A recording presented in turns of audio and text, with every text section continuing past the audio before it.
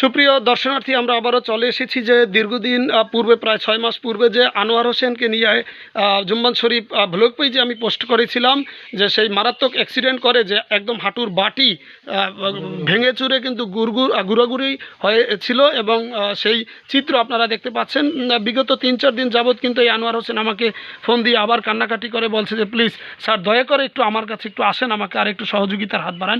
দেখতে পাচ্ছেন মানবিক বন্ধুরা যারা আছেন, এই স্থান থেকে প্রায় 1.5 ফুট জায়গা জুড়ে এই যে এই পর্যন্ত একদম রড ঢুকানো রয়েছে। সেই চিত্র আপনাদের কাছে জুম্মান শরীফ ব্লগ পেজে আমরা তুলে ধরার জন্য আজকে ছুটে এসেছি সেই আনোয়ার হোসেনের পরিবারের কাছে। আমরা তার কাছ থেকে সেই অসহায়ত্বের কাহিনী আমরা শুনবো। এই দেখতে পাচ্ছেন যে তার জরাজীর্ণ সেই গৃহ, এই গৃহের চিত্রে এখানেই কিন্তু সে বসবাস করে থাকে। তার 2-3টি সন্তান রয়েছে যারা 6-7 বছর করে বয়স এবং ঘরে একটি মেয়ে রয়েছে। আপনার ইতিপূর্বে আপনাদের জানিয়েছি যে এবার এসএসসি পরীক্ষা দিতে যাচ্ছে, কিন্তু এই আনোয়ার হোসেন বর্তমানে সাহায্য সহযোগিতার জন্য আবারও আপনাদের কাছে সাহায্যের প্রার্থী। আমরা তার কাছ থেকে এই অসহায়ত্বের কাহিনী শুনব। জি আনোয়ার ভাই, আপনার কাছে আমরা এসেছি। আপনি বহুত আকুল আবেদন করেছেন এবং কান্নাকাটিও করেছেন। আসলে আমারও খারাপ লাগছে, যদিও অনেক কান্নাকাটিও করেছে। প্রিয় মানবিক বন্ধুরা সাহায্যের জন্য সে আবারও একটু আপিল করেছে, কারণ তার তিনটি উঠতি সন্তান রয়েছে যাদের নিয়ে একমাত্র পরিবারের উপার্জনক্ষম ব্যক্তি সে। এর কিন্তু ভাই ব্রাদার কাছের কেউ নেই বললেই চলে।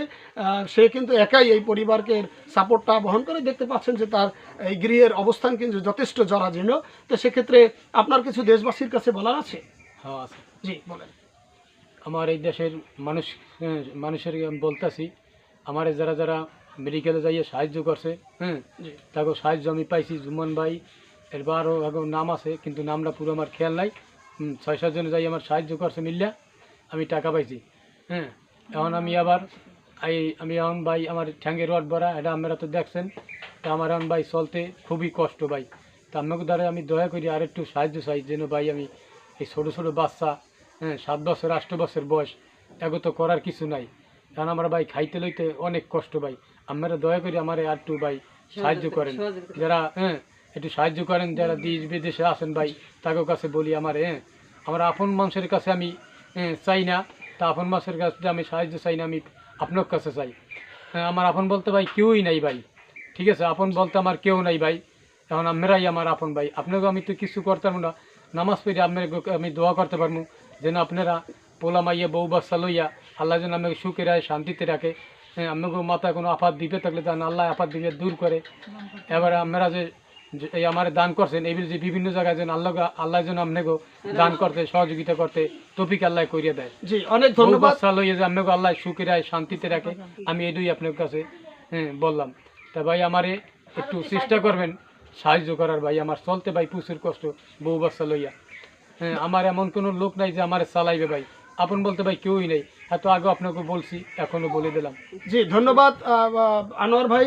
আর ভাবি আপনার কিছু মানে কিছু বলার আছে কিনা? এই যে এখন আপনি এখন কিভাবে এই যে লাইফ লিডিং করেন, কিভাবে? আমি যে অবস্থান দেখে তো খুবই খারাপ লাগতেছে। আসলে কিভাবে কি চলতেছেন? আর আপনার কোনো যদি দেশবাসীর কাছে কিছু বলার থাকে আপনি বলতে পারেন। আমি বলি, আমার একটা মেয়ে এসএসসি পরীক্ষা দেবে সামনে, এরপরে মেয়েটা আর কি মোটামুটি বিয়ে দেওয়া লাগবে, খরচপাতি আছে। এই পোলা পানি দুইটা ছোটো ছোটো সংসার চালাইতে অনেক কষ্ট হয়।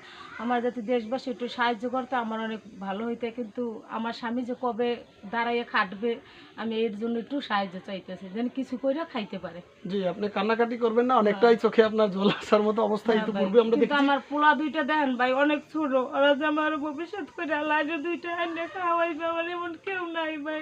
এই রোজার মাস আইছে, কেউ না আত্মীয় স্বজন কোনো কেউ খুঁজলো না ভাই, যে কি দিয়ে রোজা খুলো, কি দিয়ে কি করো ভাই। আমি চাই যেন আমার পোলাপান দুইটা আমি একটু মানুষ করতে পারি, পড়াইতে পারি, আমার স্বামীটা যেন কিছু করে দিয়েছে করে খাইতে পারে। আমি এটুকু আপনাকে দ্বারা সাহায্য চাই।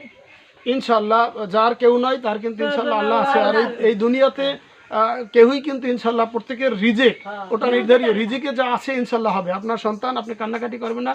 দর্শনার্থী দেখতে পাচ্ছেন কিন্তু চোখ ফেটে তখনই জল আসে যখন হৃদয়ের ব্যথা ঘনীভূত হয়ে থাকে। এই সেটা কিন্তু তার প্রমাণ এই ভাবির চোখে কিন্তু চলে এসেছে।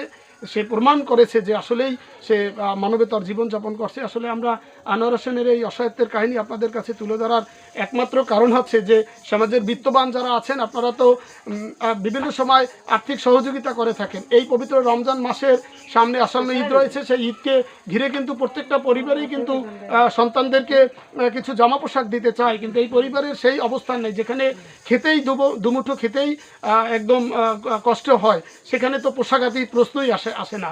তো আজকে যেহেতু চলে এসেছি, চোখে জল এসে গিয়েছে এই পরিবারের যে আনোয়ার ভাই সহ এবং তার সহধর্মিণী যিনি রয়েছেন, আপনারা জানা মানবিক বন্ধু রয়েছে, মানবতার ফেরিওয়ালা খ্যাত, আপনারা ইতোপূর্বেও অনেকেই সাহায্য সহযোগিতা করেছেন।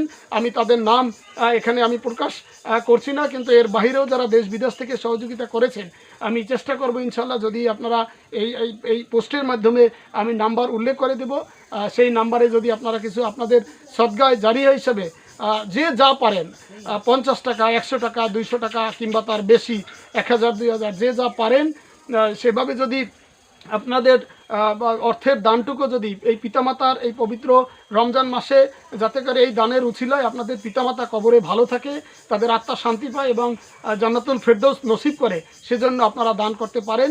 বেঁচে যাক একটা অসহায় পরিবারের এই করুণ কাহিনীর এখানেই শেষ হবে, যাতে করে আপনাদের সহযোগিতার মাধ্যমে এই করুণ কাহিনীর সমাপ্তি ঘটে, সেজন্য কিন্তু আজই করেছে। আর জুম্মান শরীফ ব্লগ পেজে এভাবেই কিন্তু বিভিন্ন সময় অসহায়ত্বের কাহিনী নিয়ে আপনাদের সামনে হাজির হয়েছি। আজকেও সেভাবে হাজির হয়েছি যে বিগত 3-4 দিন পূর্বেই কিন্তু আমার কাছে বহুবার ফোন দিয়ে কান্নাকাটি করেছে দর্শনার্থী। আপনাদের কাছে অনুরোধ, যারা আছেন এই নাম্বারে আপনারা অবশ্যই দান করবেন। আপনাদের ধন্যবাদ জানিয়ে এখানেই শেষ করছি। আসসালামু আলাইকুম ওয়া রাহমাতুল্লাহ।